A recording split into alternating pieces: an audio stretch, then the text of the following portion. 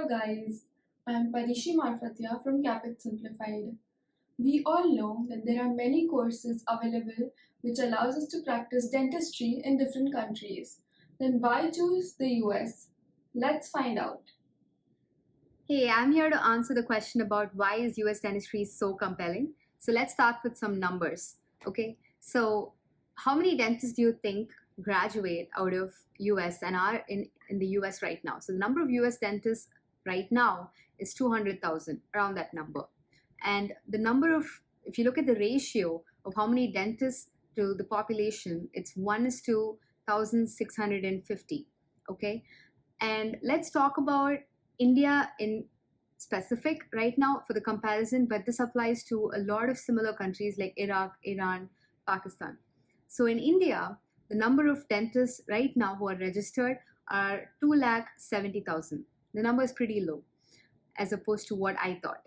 And if you look at the dentist to population ratio, is 1 is to 10,000, which is much more. There's much more demand in India than in the US. But this disparity exists because of two reasons. One is, compared to US and India, there's less awareness in India, and also another important factor is that there's no dental insurance. In India, of course, there is dental insurance, but not to the extent that there is in the US. So because of these two reasons, there are very few people who are seeking oral health care, and for that reason, we don't see the demand coming out in India as much. Okay. Another reason why you can consider the US is the earning potential.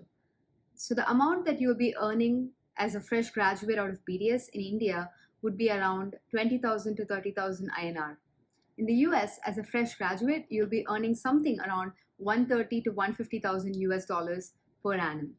So this might sound like a big number when you compare it to India, but you should also consider the disparity that occurs when you're purchasing something, right? So over here, the spending is as much as you're earning, right? So if I'm earning 100,000, not saving anything by coming to the US and earning here because you're going to be spending as much. All right.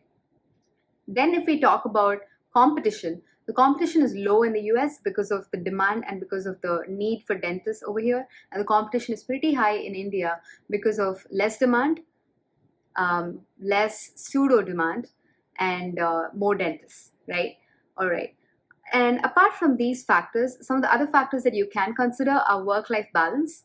The work-life balance sucks in India. It sucks in Iran, Iraq, and Pakistan, of course, and other countries that have similar, work ethics.